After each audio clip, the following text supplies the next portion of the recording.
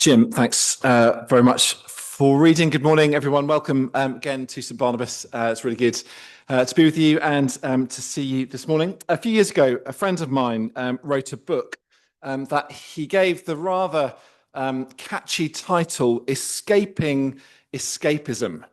Escaping Escapism. The idea was, or the thing that he was really trying to grapple with, was the idea that while we're kind of often quite aware of kind of bad things we have done, particularly if we're Christians, maybe we're kind of particularly tuned in to kind of an awareness or a consciousness of kind of sin and failure and those kinds of things.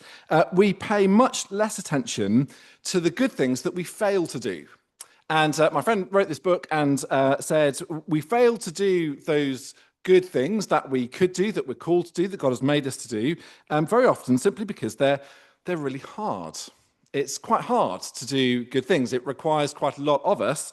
And rather than facing things that are hard, rather than facing the hard realities of life, we turn to escapism, to distraction, to distracting ourselves from things that are difficult. I don't know whether that's true or not. The book was kind of quite interesting.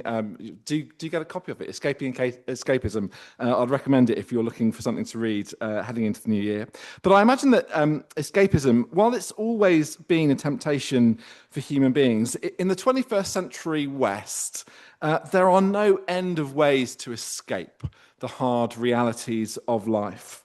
Technology has made whole worlds available just at the touch of a button. Put a VR headset on and choose your reality. You can go anywhere, see anything. Virtual worlds, digital worlds, online worlds. For others, perhaps escapism in a more extreme form can take the form of drugs or alcohol, but often it can just be much more mundane.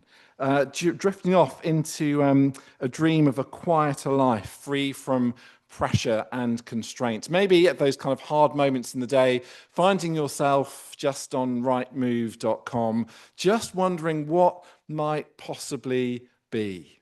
Just escaping from a difficult moment. If we're honest, I think there can be a whole load of escapism happening in churches. I think in religion. That was the criticism of Karl Marx. Religion is the opiate of the people, he claimed. And there can be some truth there, I think. Do we turn church into a kind of religious hit for the week? Forget the realities of life for a while. Just kind of come and soak in some good vibes for a bit. We'll be able to kind of distract ourselves from what's really going on. False comfort. Life is all neat and tidy, blotting out the hard realities of life. It was the poet T.S. Eliot who said, humankind can't bear very much reality. Humankind can't bear very much reality. We're spending the next few weeks, the next 7 Sundays, in the Old Testament book of Ecclesiastes. It's our practice here at St Barnabas. We spend most of the autumn working through a gospel, and then in the spring we plunge into the Old Testament. And we're going to be spending the next 7 Sundays in Ecclesiastes. And I want to say straight away that Ecclesiastes is an uncomfortable book. I am not at all sure, looking ahead to the next 6 or 7 weeks, where we might be going entirely. It's not at all easy and comfortable, and it's designed to wake us up to the hard realities of life. But as it does that, it's not hopeless. It's not designed just to kind of knock us out of our stride and to leave us in a heap on the floor at the end. It's designed to help us be more secure and more stable in the world as we find it. The world with all of its chaos and confusion, the world that seems to make no sense at all so often. Ecclesiastes is designed to help us make sense of that world. And it's a gift that will help us see that we will never find eternal significance and meaning in the things of this world. Hard as we might look, strive as we might to find eternal significance and purpose in meaning, the meaning, all of those things which we are all longing for, won't be found just by striving for them, just by pursuing them as hard as we can. Now, we'll get into that in just a moment. But before we do, let me just make two introductory comments about the book as a whole, which hopefully might kind of give us some kind of bearing for the next 7 weeks. The first thing to say is this. Through the history of the church, the book has been understood in a variety of ways. And that's because the book says some really hard and difficult things. It says some things that, taken by themselves, you'd think this doesn't really seem to fit. Why is a statement like this in the Bible? How does it kind of fit into Christianity as a whole? So, for example, verse 2, meaningless, meaningless. Says the teacher, utterly meaningless. Everything is meaningless. And just taken at face value, you'd think, are we supposed to think that as Christians? Is that what we're really supposed to be thinking about the world and about reality? And so because the book says some of difficult and hard things, the book's been understood in a variety of ways. The basic structure is that there are two kind of characters, two voices in the book. The first appears really briefly. So right at the start in chapter 1, verse 1, so the words of the teacher, a son of David, king of Jerusalem. And then right at the end, that voice reappears in chapter 12, verses 9 to 14. So there's a kind of epilogue and prologue. And everything else in between is spoken by this character called the teacher. Some translations call him the preacher, but it kind of simply means an esteemed kind of public figure or person. Could be a kind of professor or public intellectual or somebody like that. But because the teacher says things that appear to be so out of place in the scriptures, sometimes he sounds more like a kind of cynic than a faithful Israelite. And so a major question has been, how do these two voices relate to each other? Is it that the teacher is simply expressing kind of ancient pagan wisdom? And you get kind of 12 chapters of that, and then he gets corrected right at the end, just in 5 verses. Another suggestion has been that the teacher is kind of employing a polemic or evangelistic kind of strategy, trying to expose what life is like without God and trying to live in a godless world. And again, the voice at the end then kind of corrects him and kind of puts it right and gives it a more helpful kind of framework. Just so you know, that's not going to be our approach. We'll see as we go through the book that the teacher is looking to make sense of the world as it is. He's kind of not trying to be difficult or kind of cynical or unnecessarily harsh. He's trying to figure out, what does it mean to live in a world that God has called good and yet has gone so profoundly wrong in so many ways? How do we make sense of that world where we are and as we find it? Second, if the book is about meaning, then we need to do some work on verse 2. Meaningless, meaningless, everything is meaningless, utterly meaningless. Now, we hear those words and we immediately think that the teacher is like an undergraduate philosophy student who maybe has come home from their first term at university and they've started wearing a beret and they're smoking roll-ups, and they announce to their parents, who are very surprised, that the universe is pointless and life has got no meaning at all. I think that's what we think automatically when we hear that word. It sounds like it's in that kind of range and landscape. But the teacher is not at all interested in French existentialism.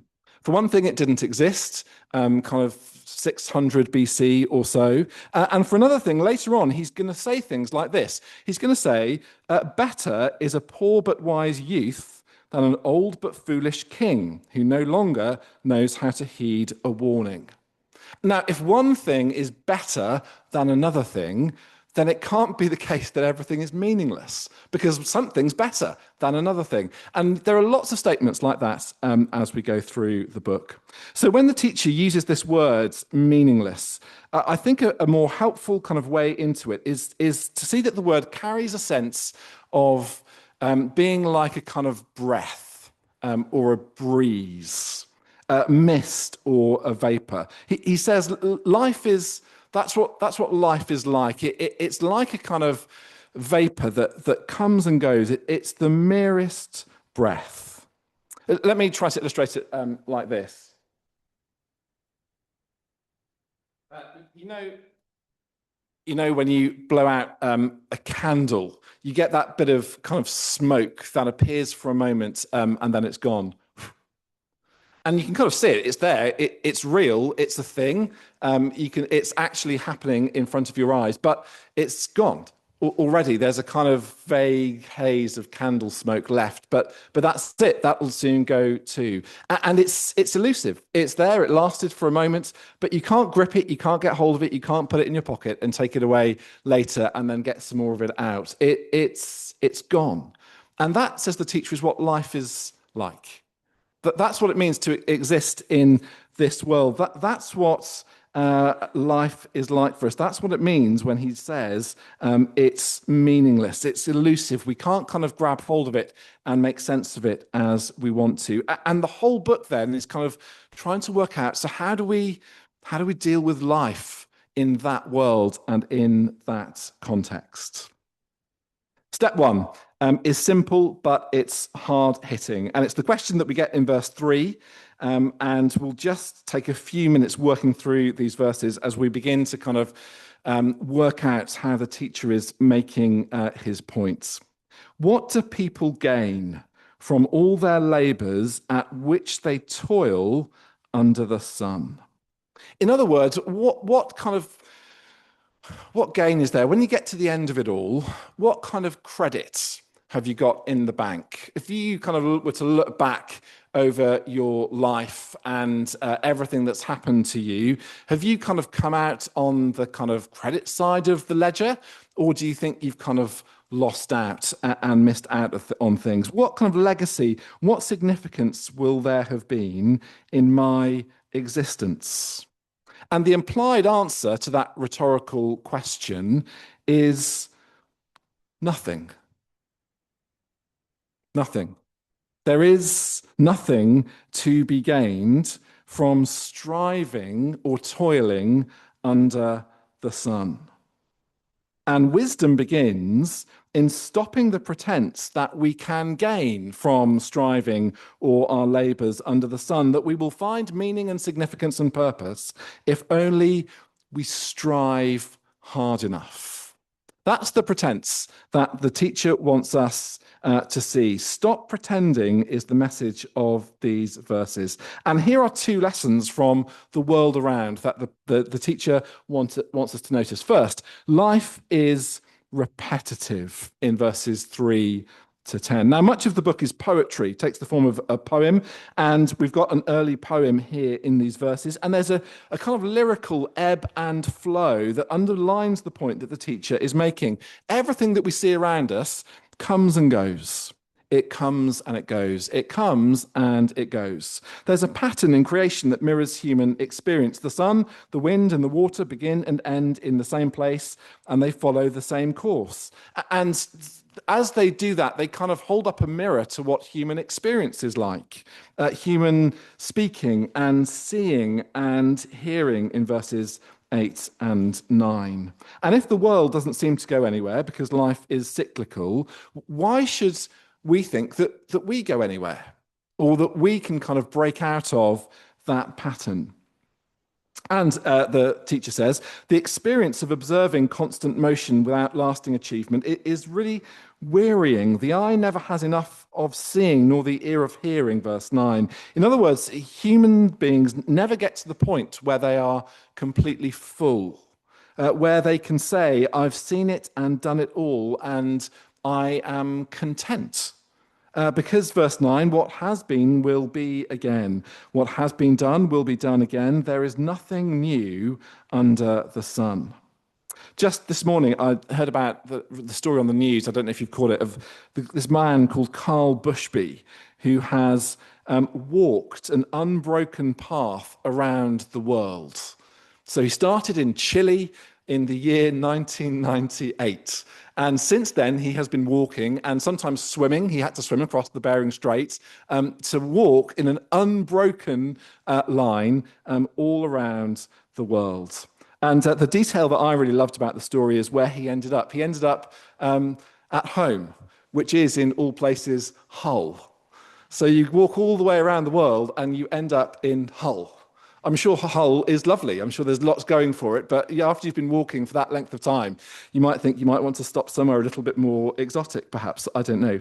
Anyway, I think that would kind of be the teacher's point. You kind of do all of these things. You might think you're doing something entirely new, but whatever you've done has been done before. Wherever you have been, someone has been there before. And although we long to find something that will break the cycle, although we long to find something new and lasting and significant to break the cycle, it just isn't there.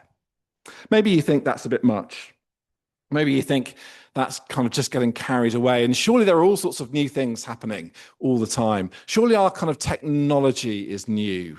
The fact that you and I carry around in our pockets a library of literally all the information in the world that has ever existed, surely that's kind of new and different and marks out something completely unlike anything that has been before.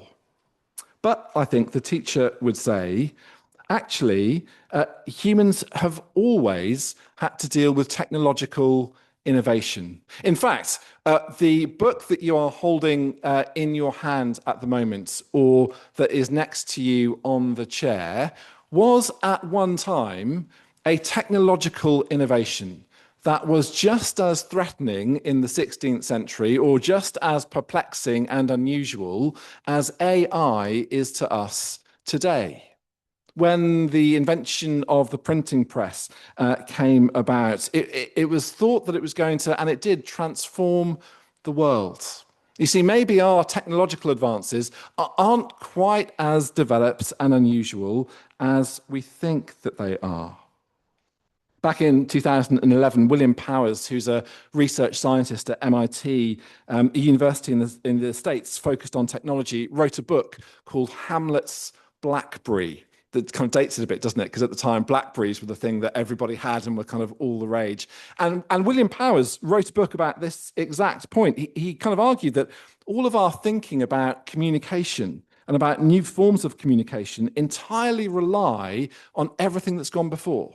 So he kind of pulled together the thought and writing of 7 or 8 different thinkers throughout history and said, we think this stuff is new, but humans have been grappling with this kind of question forever, ever since we have been communicating. Life is repetitive.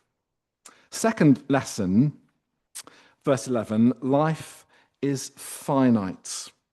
There is no remembrance of men of old, and even those who are yet to come will not be remembered by those who follow.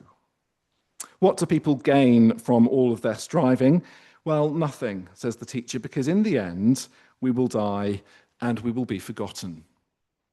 No one remembers the former generations. It's a deeply sobering thought, isn't it, that in 100 years, 200 years' time, no one will know that I was here and alive and around. I go through my days thinking that I am the most important person in the world and only my perspective actually matters and counts for anything.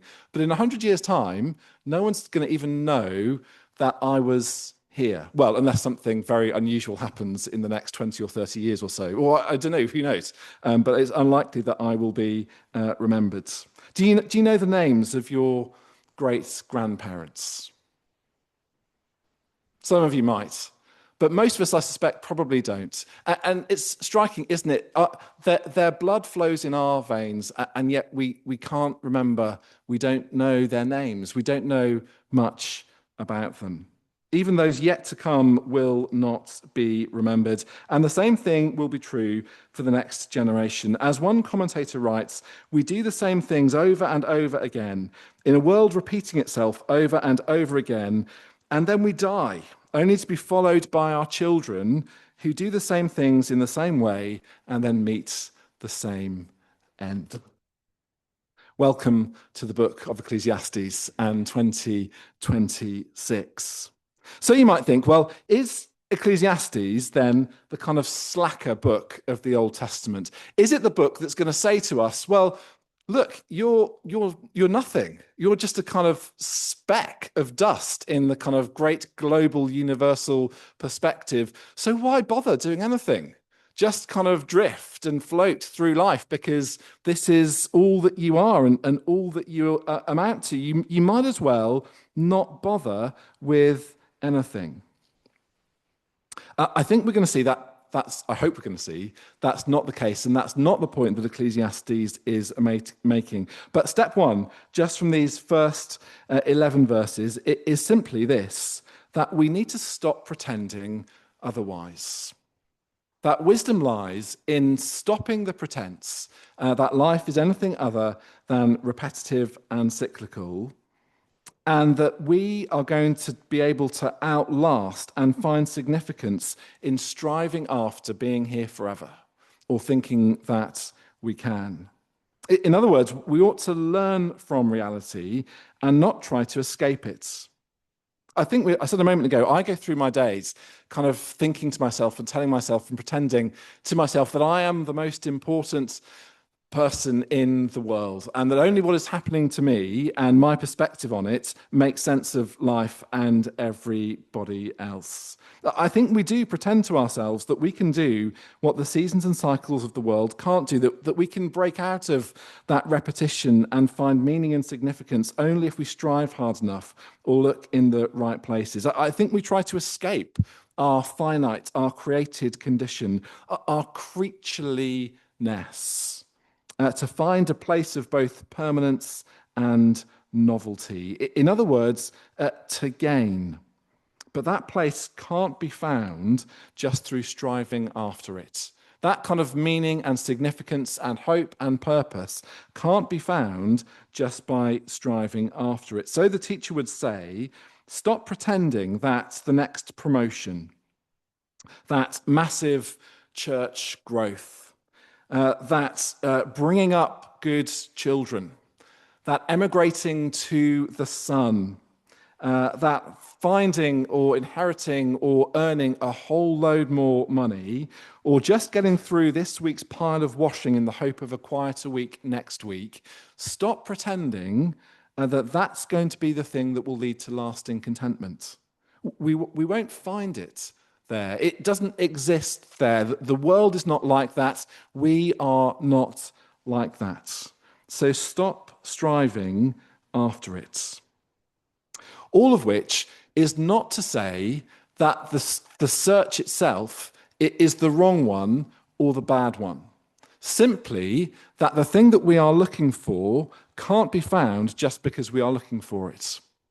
We're going to see all the way through Ecclesiastes a totally different perspective that Jesus summarizes in Matthew chapter 11. Just flick to it again as we close.